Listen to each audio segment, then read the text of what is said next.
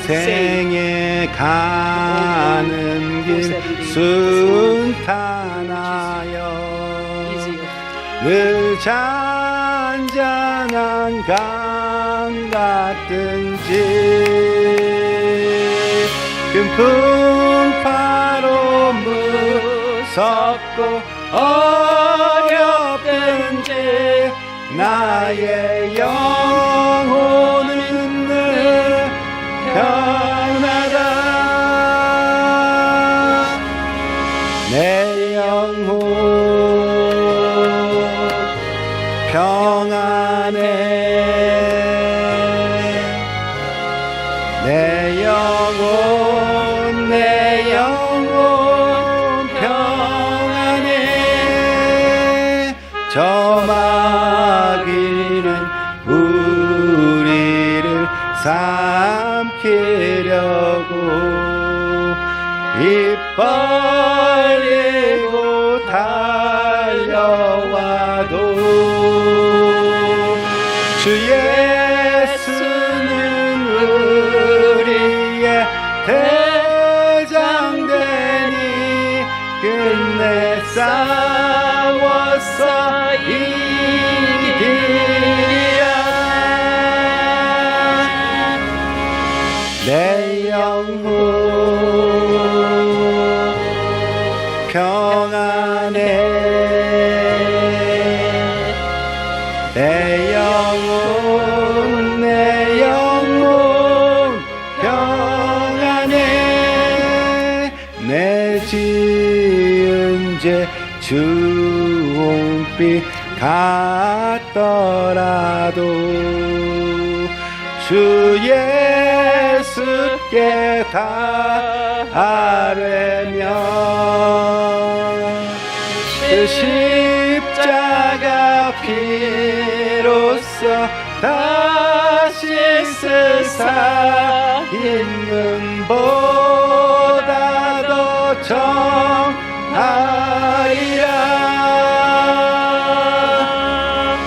내 영혼 평안해. 내 영혼 평안해. 성경 말씀은 두 군데서 보시겠습니다. 시편 133편 1절, 사도행전 2장 42절에서 47절 말씀입니다. 시편 133편 1절부터 같이 읽습니다. 보라, 형제가 연합하여 동거함이 어찌 그리 선하고 아름다운고. 사도행전 2장 42절에서 47절 같이 읽습니다. 그들이 사도의 가르침을 받아 서로 교제하고 떡을 떼며 오로지 기도하기를 힘쓰니라. 사람마다 두려워하는데 사도들로 말미암아 기사와 표적이 많이 나타나니 믿는 사람이 다 함께 있어 모든 물건을 서로 통용하고 또 재산과 소유를 팔아 각 사람의 필요를 따라 나누어 주며 날마다 마음을 같이 하며 성전에 모이기를 힘쓰고 집에서 떡을 떼며 기쁨과 순전한 마음으로 음식을 먹고 하나님을 찬미하며 또 온 백성에게 칭송을 받으니 주께서 구원받는 사람을 날마다 더하게 하시니라. 아멘. 하나님의 말씀입니다. 오늘 설교의 제목은 성령 받은 후에 무슨 일이 일어났나? 성령 받은 후에 무슨 일이 일어났나? 라는 제목을 가지고 또 우리가 읽은 말씀에 근거해서 함께 주님의 말씀을 나누려고 합니다. 인간에게는 다 욕구가 있습니다. 욕구. 첫째는 몸의 욕구입니다. 몸의 욕구는 뭐 있을까요? 수면욕, 식욕, 성욕. 성욕이나 그런 거는 상관 안 해. 이런 사람도 꽤 있을 텐데, 그래도 잠 못 자면 살 수가 없고 안 먹으면 살 수가 없습니다. 그렇죠? 일단 몸의 욕구가 채워지면 그 다음에는 사회적인 욕구가 있습니다. 사회적인 욕구 중에서 소속욕, 어딘가에 속하고 싶다, 그런 욕구가 있습니다. 예.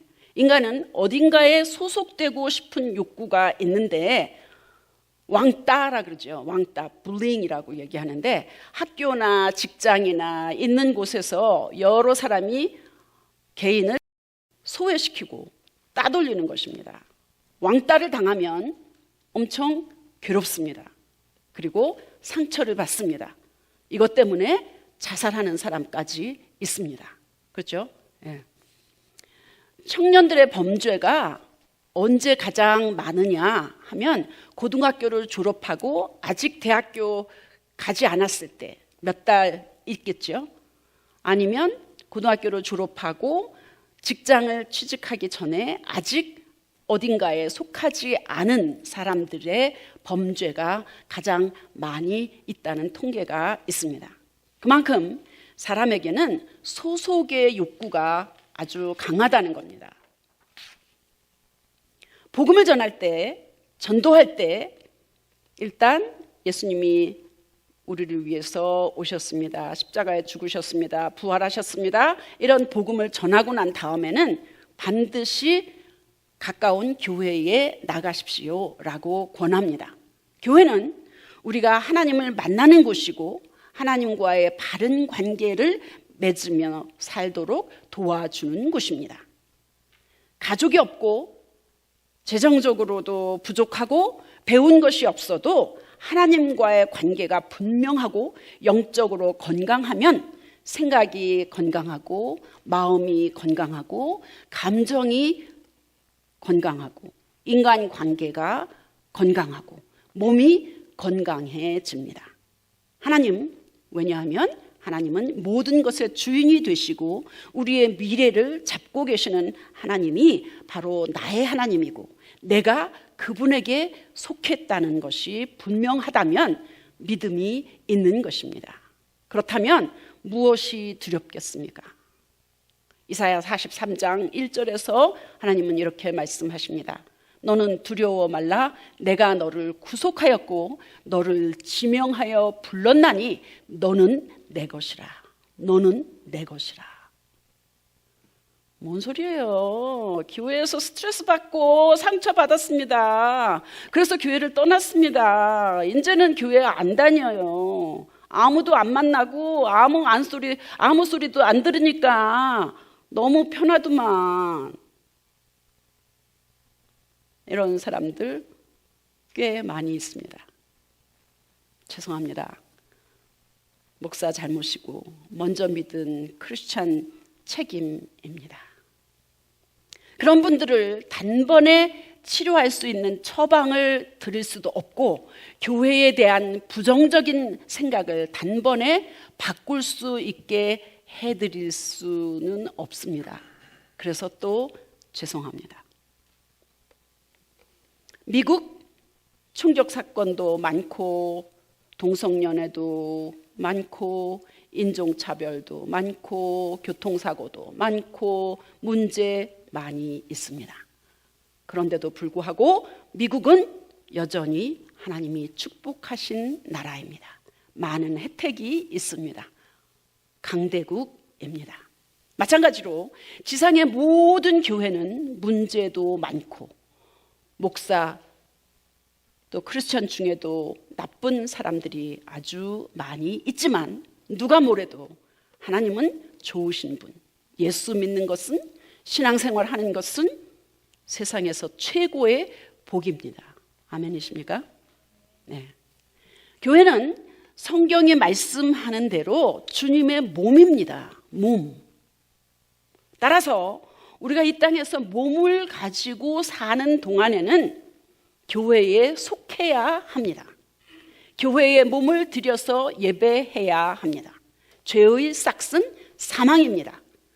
죄를 지을 때마다 죄 지은 사람이 죽어야 하는데 죄인이 죽는 대신에 애꿎은 짐승, 소, 양, 비둘기 중에서 가장 깨끗한 것, 가장 흠없는 것, 병들지 않은 것을 가져다가 태우거나 죽여서 제사를 지내곤 했었습니다.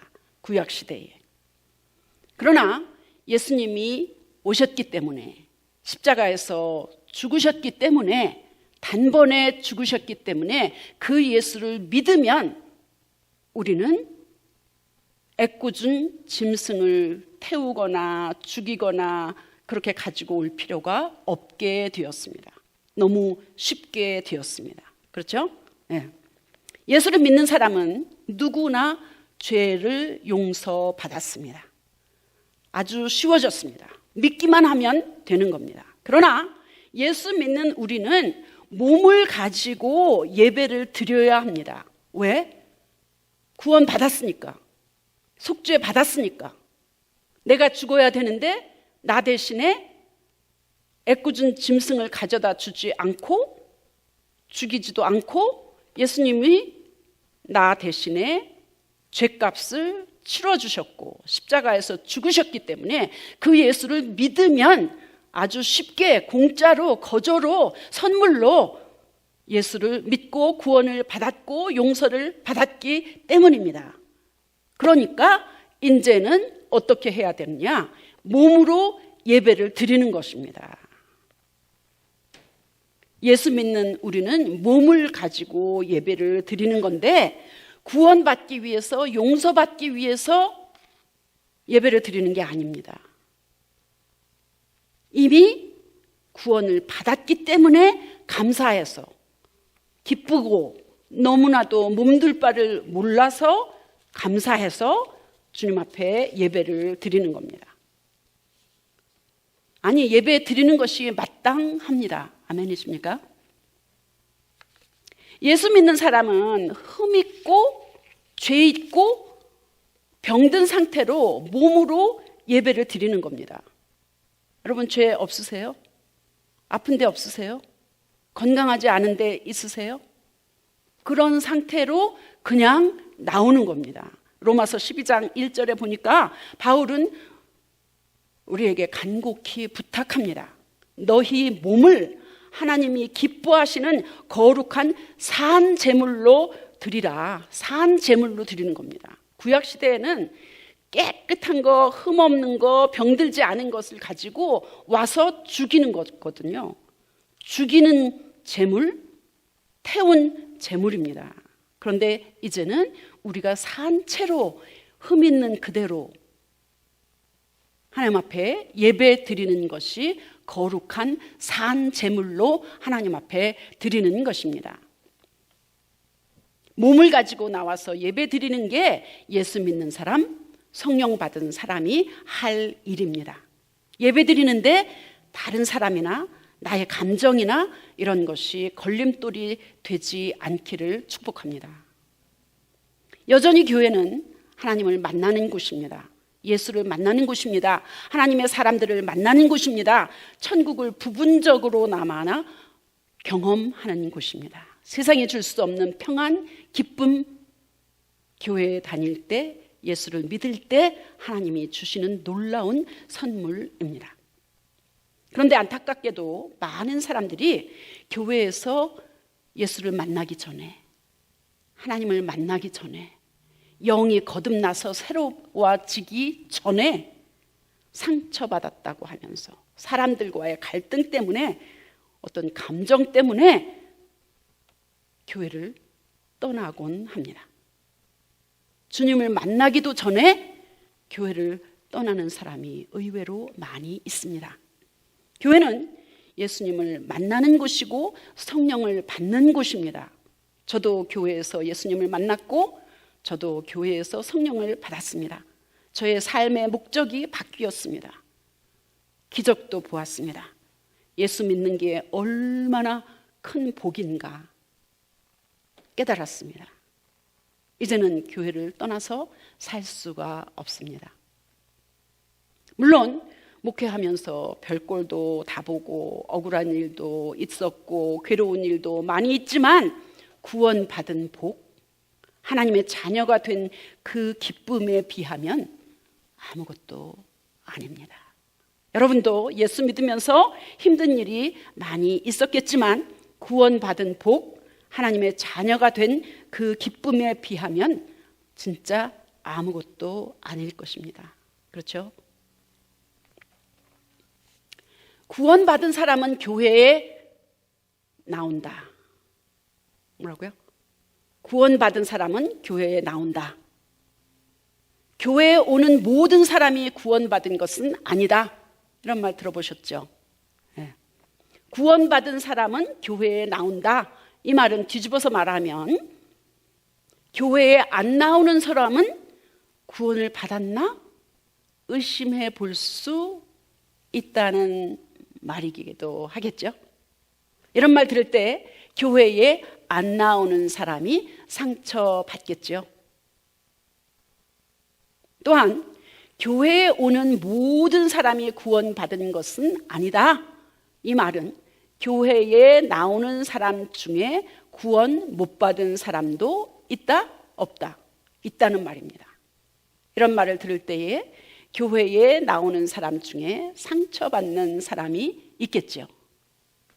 아무튼 여러분과 제가 몸을 가지고 이 땅에서 사는 동안에 우리의 영혼이 구원을 받고 예수를 만나고 교회에서 하나님과 하나님의 사람을 몸으로 마음으로 섬기고 끝까지 믿음을 지키다가 천국 가기를 축복합니다.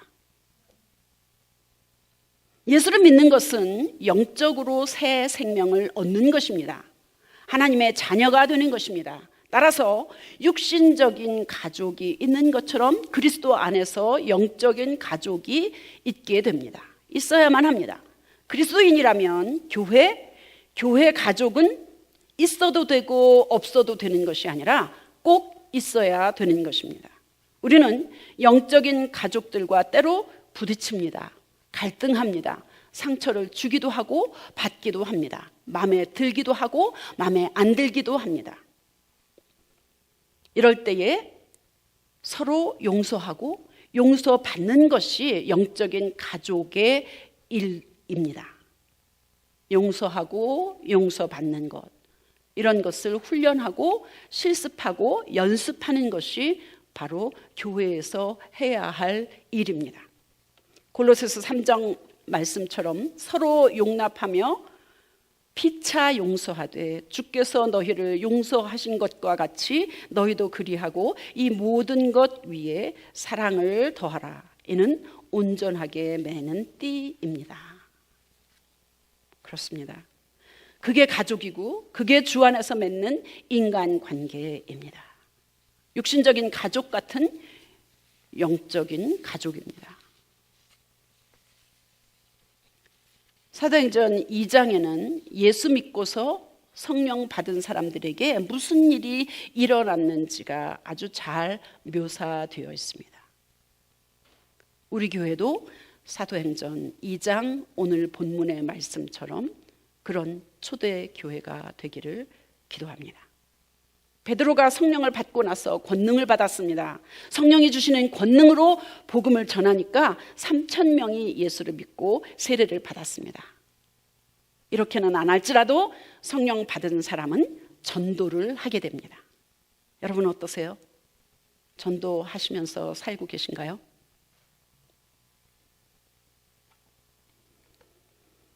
사도들은 말씀을 열심히 가르쳤습니다. 진리를, 말씀을, 복음을 전했습니다. 그리고 잘 받았습니다. 복음은 예수님의 죽음, 부활을 믿는 것이고 구원의 메시지입니다. 천국 가는 길을 열어 놓으셨고 우리는 그 천국 가는 길을 한 걸음 한 걸음 이 땅에서부터 살아가는 것입니다. 말씀을 듣고 배우고 알아야 믿음이 자라납니다.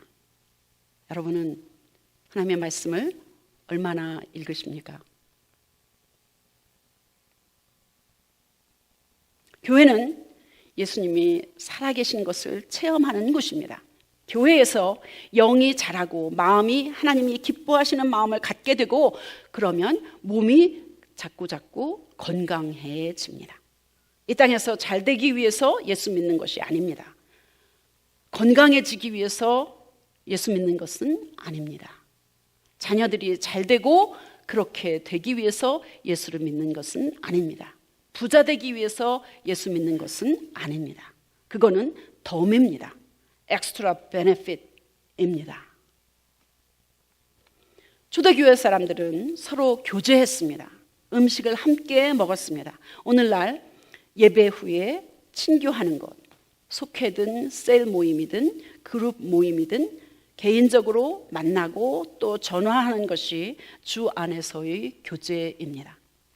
자기 자랑, 남의 험담, 가십이 아니라 격려하고 위로하는 것이 또 우리 대화, 또 우리 통화, 그런 만남, 교제에서 할 일들입니다. 또한 그들은 서로의 필요를 채워주며 재산까지 팔아서 공유했습니다. 이렇게까지는 못해도 내 것을 나누고 필요할 때 서로 돕는 것이 교회에서 할 일입니다. 좋은 것 발견하고 맛있는 거 먹으면 사랑하는 사람이 생각나지 않으세요? 교회 식구와 나누고 싶은 마음 생기지 않으세요? 성령 받은 사람은 나만을 위해서가 아니라 다른 사람과 나누고 싶어지는 것입니다. 초대교회에서는 성전에 모이기를 힘썼습니다. 모여서 기도에 힘썼습니다. 그리고 찬송했습니다. 새 생활에 힘썼습니다. 모이기를 패하는 어떤 습관, 어떤 사람의 습관처럼 하지 마라 히브리서에 말씀하고 있습니다.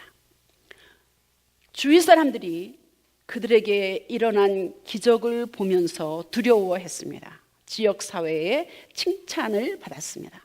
초대교회에서 일어나는 기적 때문에 주위 사람들이 하나님을 두려워했고 하나님 앞에 또 예수 그리스도를 믿는 그런 믿음이 또 생겼던 것 같습니다. 그 결과 하나님이 날마다 구원받는 사람의 수를 늘어나게 했다. 사람들의 수가 증거하는 것은 교회의 목적은 아닙니다. 결과입니다. 모이기를 힘쓰고 말씀을 열심히 전하고 열심히 듣고 알고 배우고 기도하고 찬송하고 함께 나누어서 먹고 교제하고 이렇게 할 때에 하나님은 은혜로 은총으로 구원받는 사람들의 수가 날마다 증가하게 하셨습니다. 우리 교회도 그렇게 되기를 축복합니다. 바울이 로마서 12장 15절에서 즐거워하는 자들과 함께 즐거워하고 우는 자들과 함께 울라고 당부했습니다.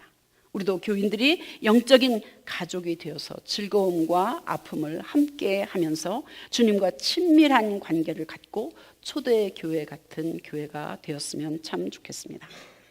시편 말씀처럼 형제가 연합하여 동거하는 교회가 되기를 축복합니다. 같은 목적, 하나님의 뜻을 이루는 신앙 공동체가 되면 하나님이 가장 기뻐하실 것입니다. 그렇게 되기를 기도할 수 있기를 바랍니다. 하나님 보시기에 기쁘고 흡족하고 영광을 받으시는 그런 교회가 될 수 있기를 예수님의 이름으로 간절히 축원합니다. 기도하겠습니다.